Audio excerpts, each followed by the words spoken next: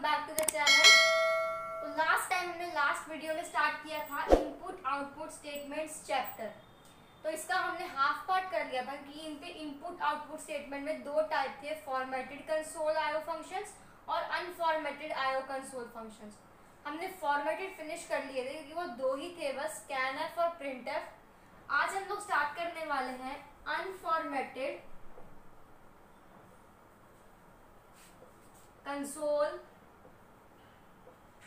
IO functions. अब जिन्होंने last video नहीं देखी है वो डिस्क्रिप्शन में लिंक होएगा, वहां पे देख ले। वहां से आपको पता चल जाएगा कंसोल क्या है, आईओ क्या है, सब कुछ क्या है, तो आपको पता चल जाएगा। तो आज हम अनफॉर्मेटेड कंसोल आईओ फंक्शंस करने जा रहे हैं, जिसके 6 हैं टोटल। मतलब इसमें हम लोग कह सकते हैं कि हम 6 यूज करते हैं, 6 फंक्शंस आते हैं। पहला आता है गेट ch, दूसरा आता है गेट che, तीसरा है गेट char, इनको बोलते ऐसे ही हैं। चौथा है gets, fifth is put ch, sixth one is put char and last is puts. तो ये 7 फंक्शंस हैं जो हमारे अनफॉर्मेटेड आईओ कंसोल फंक्शंस हैं। गेट che, इनको बोलना ऐसे ही है, get che, get che, get char, gets, put ch, put char, puts. अब देख लेते हैं कि इनमें डिफरेंस क्या है, कैसे कैसे यूज होते हैं। अब जो ये दो पहले वाले हैं गेट ch और गेट che, इनमें क्या है, क्या डिफरेंस है? कोई ज्यादा डिफरेंस नहीं है। ये भी सिंगल कैरेक्टर इनपुट लेता है और ये भी सिंगल कैरेक्टर इनपुट लेता है। पहला इनका फीचर दोनों का क्या है कि दोनों ही सिंगल कैरेक्टर इनपुट लेते हैं। कैरेक्टर हो गया अल्फाबेट्स, हम सी लैंग्वेज में अल्फाबेट्स को कैरेक्टर कहते हैं। तो दोनों का ही पहला फीचर क्या है कि वो दोनों सिंगल कैरेक्टर इनपुट लेते हैं। दूसरा क्या है कि दूसरा फीचर जो इसमें डिफरेंट है वो क्या है, ये जो गेट ch है ये कैरेक्टर रीड करता है कीबोर्ड से, लेकिन उसको रन टाइम स्क्रीन पे, रन टाइम स्क्रीन मतलब जब हम प्रोग्राम को कंपाइल करते तो जब आप करोगे प्रोग्राम तो वहां पे ब्लैक स्क्रीन आती है, उसे रन टाइम स्क्रीन कहते हैं। तो ये जो गेट ch फंक्शन है ये रन टाइम स्क्रीन पे आपका जो कैरेक्टर है वो डिस्प्ले नहीं करता, बल्कि जो गेट che है ये इमीडिएटली जो आपका कैरेक्टर है उसको डिस्प्ले कर देता है आपकी रन टाइम स्क्रीन पे।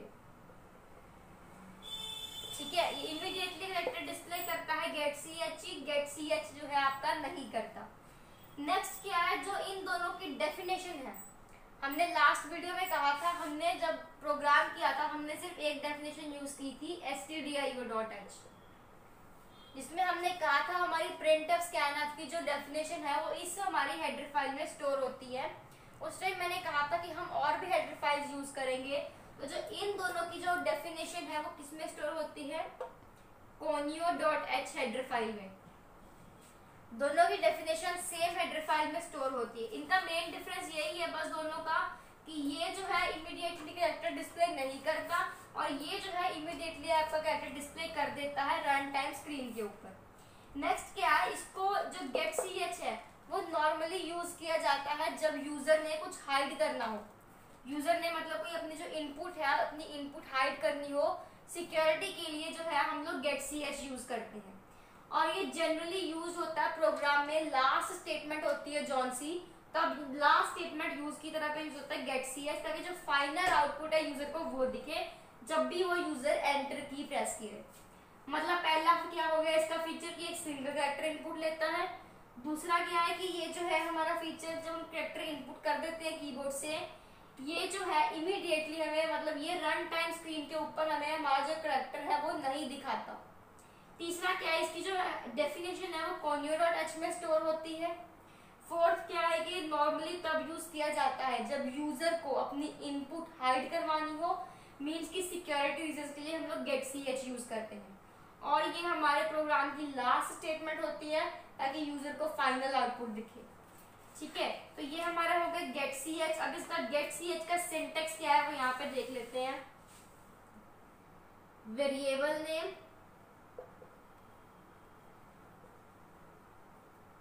ये इसका सिंटेक्स है गेट सी एच का। Variable name is equals to get C H. बस हमने इधर वेरिएबल जो हम यूज कर रहे हैं उसका नाम लिखेंगे, इधर हम लोग गेट सी एच लगाया, ब्रैकेट्स लगाई और हमने सेमीकोलन टर्मिनेट कर दिया। ठीक है जी, तो ये तो हो गया गेट सी एच का। अब जैसे एग्जांपल लेके चलते हैं, यहाँ पे समझा रही हूँ गेट सी एच की एग्जांपल। हमने लिया char is equals to C H, C H is equals to get C H. ये हो गया वेरिएबल का नेम और ये हमने फंक्शन यूज कर दिया। क्लियर है जी यहाँ तक? नेक्स्ट हमारा आ जाता है गेट सी एच ई। अब इसका तो बता दिया कि ये भी मतलब सिंगल कैरेक्टर इनपुट लेता है। इसका दूसरा क्या है, जैसे वो नहीं करता रन टाइम स्क्रीन के ऊपर कैरेक्टर नहीं शो करता, गेट सी एच ई जो है ये इमीडिएटली आपको रन टाइम स्क्रीन के ऊपर आपका जो कैरेक्टर है वो डिस्प्ले करवा देता है। ठीक है, और इसकी डेफिनेशन भी कोनियन और टच में स्टोर होती है। अब इसका जो सिंटेक्स है गेट सी एच ई का वो भी बिल्कुल सेम इसी के सिंटेक्स जैसा है। जैसे हमने यहाँ पे किया था variable name is equals to get C H E. उस पे गेट सी एच लिखा था, यहाँ पे हमने गेट सी एच ई कर दिया।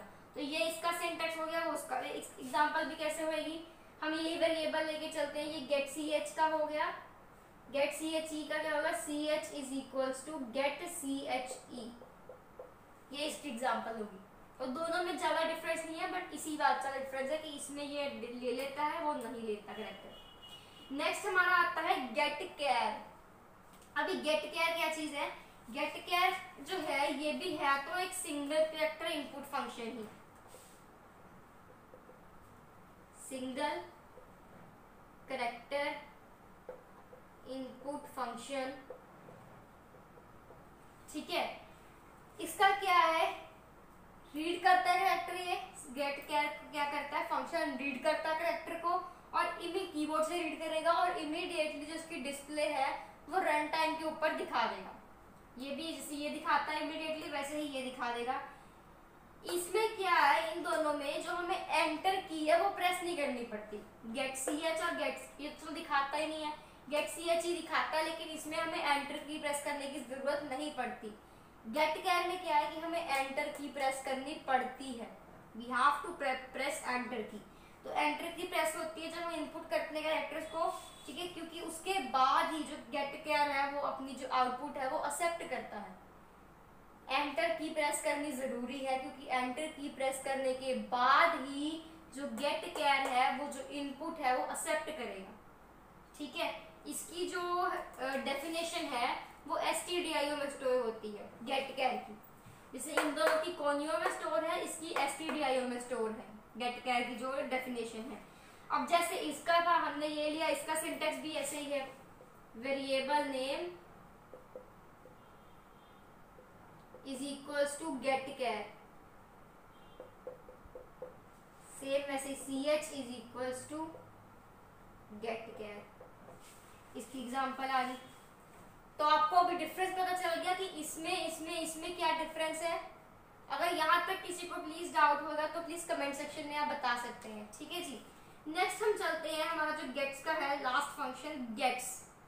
अभी ये तीनों जो थे वो थे कैरेक्टर के functions. You have noticed I am saying single character input, single character input, single character input. But जो गेट्स फंक्शन है वो स्ट्रिंग फंक्शन है।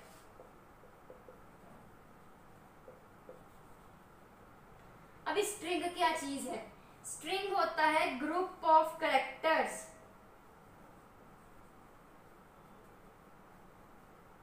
अब हमने लिखा जैसे ए बी सी डी, ये हमारे कैरेक्टर्स हैं, लेकिन हमने जब इन सबको मिला के एक वर्ड बना दिया हेलो, ये हमारा है स्ट्रिंग।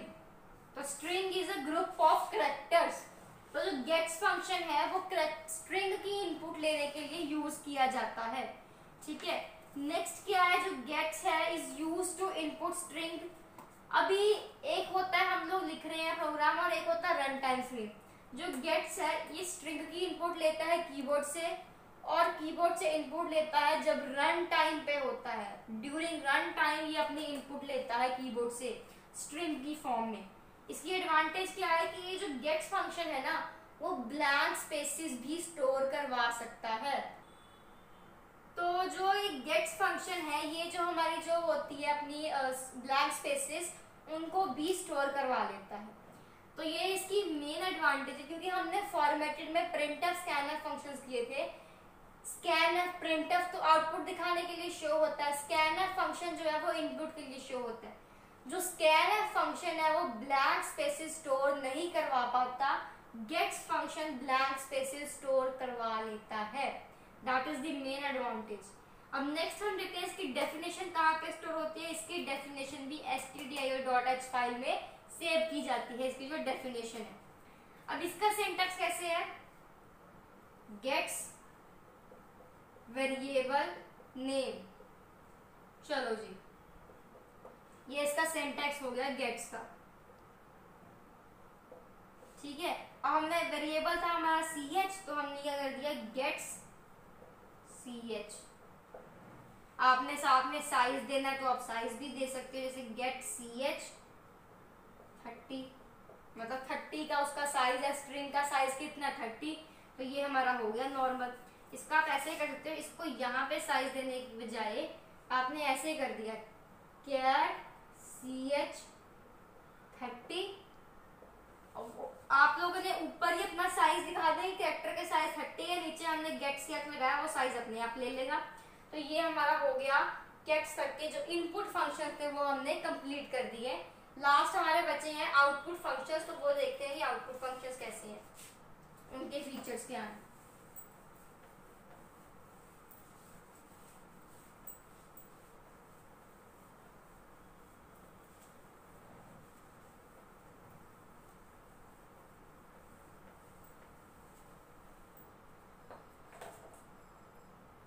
पहला था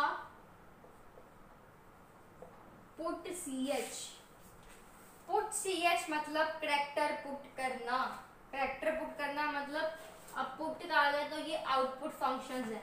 तो ये हो गया सिंगल करेक्टर आउटपुट फंक्शन।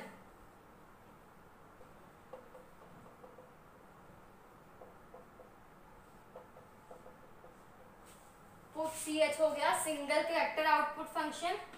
ये यूज किया जाता है सिंगल करेक्टर लिखने के लिए जब at a time on the run time, मतलब ये भी रन टाइम स्क्रीन के ऊपर यूज किया जाता है। दूसरा क्या हो गया, use to write character at run time screen. अभी आप सबको ये तो पता चल ही गया होगा कि रन टाइम स्क्रीन कौन सी होती है, तो बार बार एक्सप्लेन करने की जरूरत है नहीं। बट अगर फिर भी किसी को नहीं पता चला तो प्लीज आप बता सकते हैं कमेंट सेक्शन में। और इसका क्या है कि ये जो है सिर्फ 1 कैरेक्टर वैल्यू ही एक्सेप्ट करेगा, 1 कैरेक्टर वैल्यू ही एक्सेप्ट करेगा जो आपका पुट ch है, ठीक है। 1 कैरेक्टर और डिस्प्ले करेगा उसकी और उसकी वैल्यू को रन टाइम स्क्रीन के ऊपर। It will accept 1 character type argument and display it or its value on the runtime screen. Next इसका syntax सेम जैसे gets का syntax था, put ch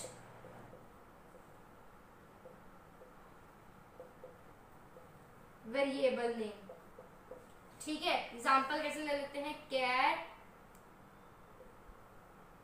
ch is equals to a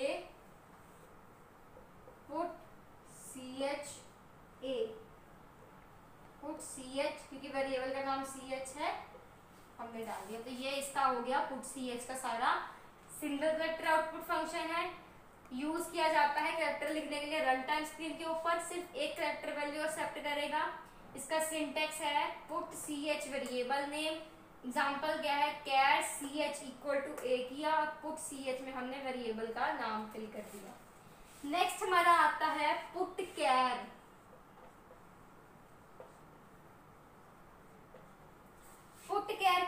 ये भी single character in output function है। अब मैं character को CHAR लिख रही हूँ, ठीक है जी। सिंगल कैरेक्टर आउटपुट फंक्शन है। दूसरा क्या है, ये भी यूज किया जाता है सिंगल कैरेक्टर लिखने के लिए रन टाइम स्क्रीन के ऊपर ही।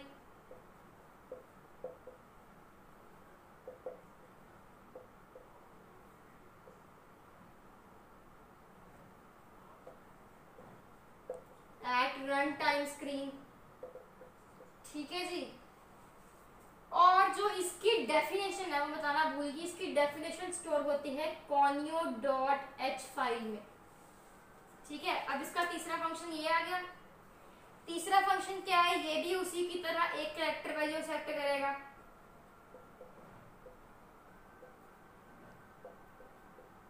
और डिस्प्ले करवाएगा उसको या उसकी वैल्यू को रन टाइम स्क्रीन के ऊपर, ठीक है जी।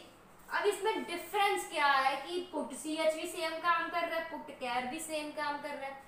तो भाई साहब इसका जो डिफरेंस है वो कहाँ पे आता है कि इसकी जो हेडर फाइल है वो conio.h में है और इसकी जो डेफिनेशन है वो stdio में है,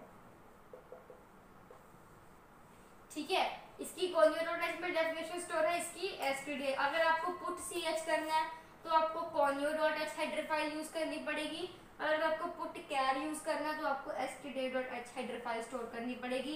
इनका सिंटैक्स दोनों का सेम ही है। Put char variable name,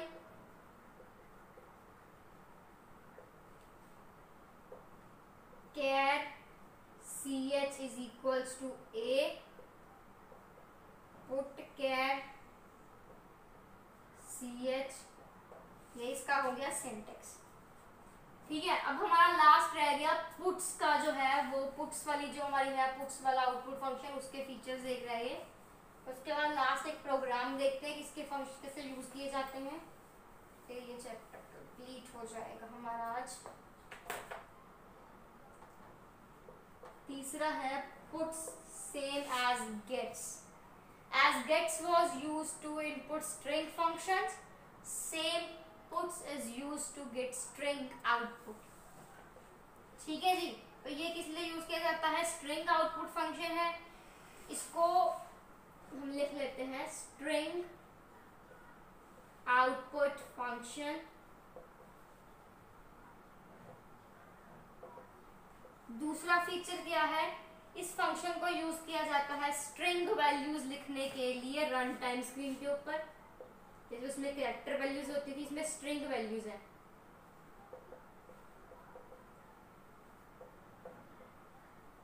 string values at run time screen. Next इसका जो फीचर है वो है, इसकी एडवांटेज क्या है कि जो automatically puts a new line character. New line character हम लोग कैसे रिप्रेजेंट करते हैं,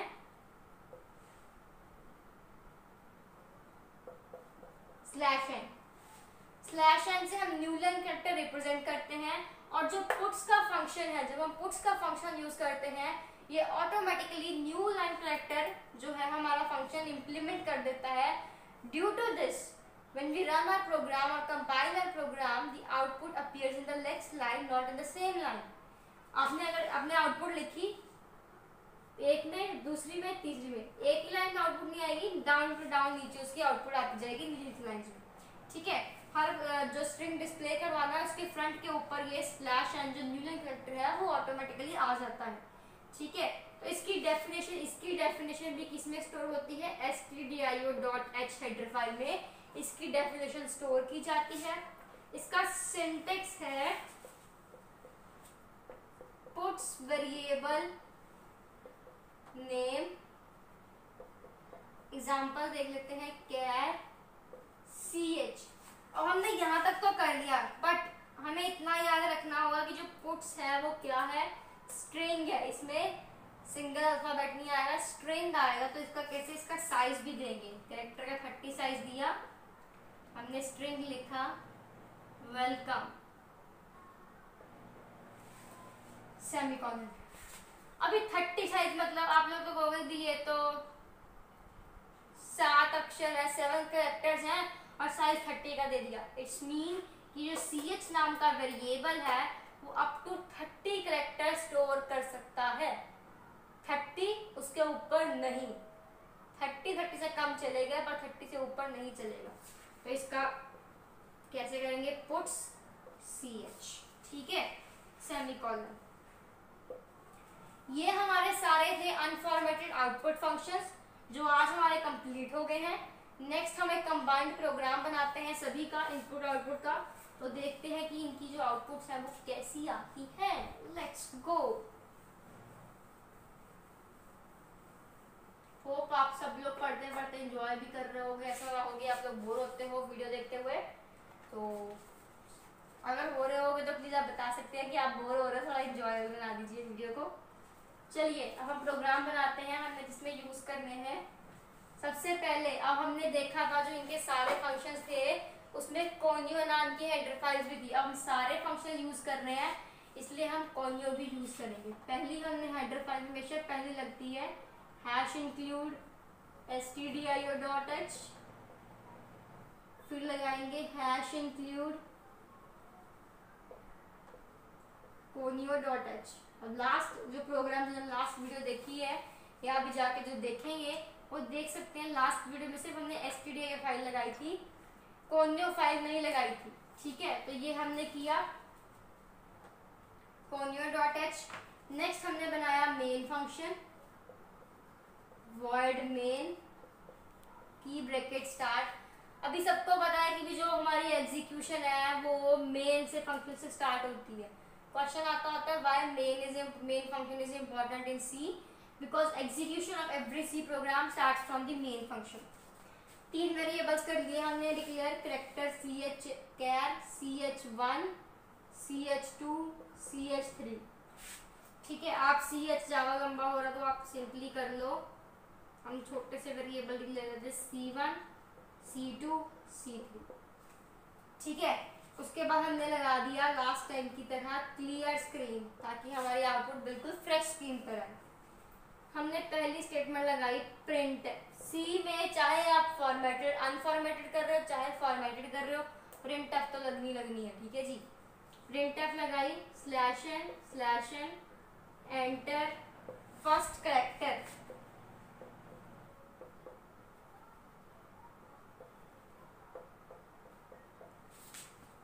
हमने कर दिया पहला c1 इज इक्वल्स टू गेट ch। पहला फंक्शन यही था ना जी हमारा गेट ch का, ठीक है। उसके बाद हमने कर दिया printf फिर से /n enter second character c2 is equals to दूसरा फंक्शन था गेट che, ठीक है जी। नेक्स्ट ऐसे चलेंगे printf /n enter third character. तो इसमें आ गया c3 is equals to get char. यहां तक हो गया। नेक्स्ट अब हमने करने हैं जो हमारा याद रखा जाए, जो गेट्स वाला फंक्शन था वो स्ट्रिंग के लिए यूज हो रहा था। तो अभी हम लोग गेट्स वाला और पुट्स वाला फंक्शन नहीं करेंगे, हम सिर्फ कैरेक्टर वाले फंक्शन कर रहे हैं। तो अभी मेरे को इरेज करना है, तो आप देख लो, नोट डाउन कर लो, 2 मिनट तक इरेज कर देती हूँ, ठीक है। यहाँ तक हमारा हो गया। हमने पहले 3 फंक्शन कर लिए इनपुट वाले, अभी हम लोग आउटपुट वाले फंक्शन करेंगे। सिर्फ मैं printf वाली इरेज कर रही हूँ, ऊपर वाली मैंने कोई इरेज नहीं की है कि हमें आउटपुट भी देखनी है वही। हमने थर्ड कैरेक्टर किया था ना गेट ch तक, printf। अब इसमें क्या प्रिंट करवाएंगे, इनपुटेड /n लगाएंगे। पहला फंक्शन था गेट ch ना, तो लिखेंगे the inputted character through get ch।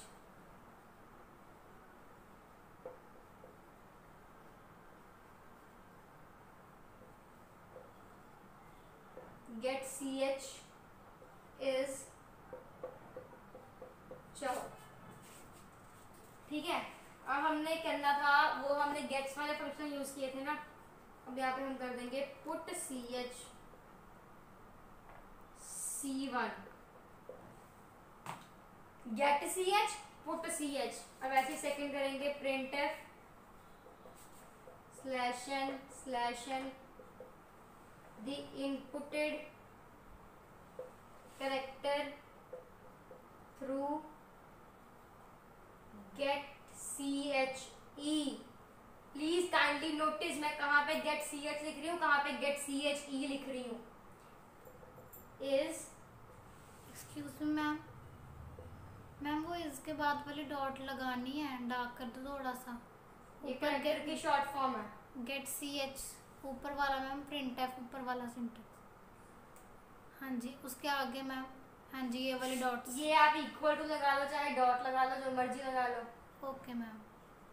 Put ch put char c2 close. Next हमने फिर से करवाया printf /n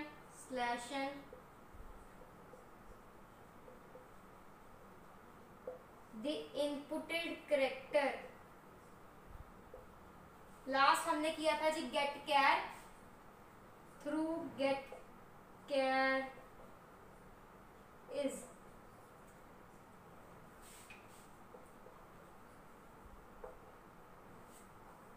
यहाँ पे पुट ch, यहाँ पे भी पुट ch आना, यहाँ पे पुट ch आना, यहाँ पे पुट char आएगा। यहाँ पे लास्ट में हमने गेट ch लगाया, बंद कर दिया। अभी अगर आप गेट ch लगाते हो, नहीं लगाते तो आप पहले कैसे करोगे, जब गेट ch नहीं लगाया तो पहले एरर्स निकालने के लिए हमने किया कंट्रोल F9, फिर कंपाइल करने के लिए किया Alt F5। अगर आप गेट ch लगा देते हो तो इसका हमें लास्ट में क्या होता है कि गेट ch लगाने के बाद अगर आप कंट्रोल F9 करते हो और आपकी 0 एरर होती है प्रोग्राम में, तो आप डायरेक्टली रन टाइम स्क्रीन पे पहुंच जाते हो, आपको दोबारा से Alt F5 नहीं करना पड़ता। अगर आप गेट ch नहीं लगाते तो आपको वो करना पड़ता है, जिसकी आउटपुट देख लेते हैं। सबसे पहले हमने क्या प्रिंट करवाया था, यहाँ पे लिखते हैं इसकी आउटपुट। सबसे पहले हमने करवाया था प्रिंटर में एंटर फर्स्ट कैरेक्टर, तो जी हमने जब कंपाइल किया तो लिखा आ गया एंटर फर्स्ट कैरेक्टर। मैं शॉर्ट फॉर्म में लिखूंगी, आप देख लेना। तो हमने x एंटर कर दिया, दोबारा जब हमने एंटर की प्रेस की तो वहां पे आ गया एंटर सेकंड कैरेक्टर, वो आ गया जी हमारा y। फिर हमने किया एंटर थर्ड कैरेक्टर, आ गया, दोबारा से एंटर किया, हमने एंटर कर दिया z। वैल्यूज एंटर कर दी, इनपुट दे दी हमने, क्योंकि हमने गेट्स लगाए थे इसलिए हमें गेट वाला फंक्शन लगाया था, हमें इनपुट देनी पड़ी, हमने इनपुट दे दी। अब हमारी आउटपुट क्या आएगी वो देख लेते हैं। ये हमारे आउटपुट वाले फंक्शन थे सारे, ये जो सारे फंक्शन है पुट ch, तो इसका पहला लिखा हुआ आ जाएगा the inputted character through get ch is x।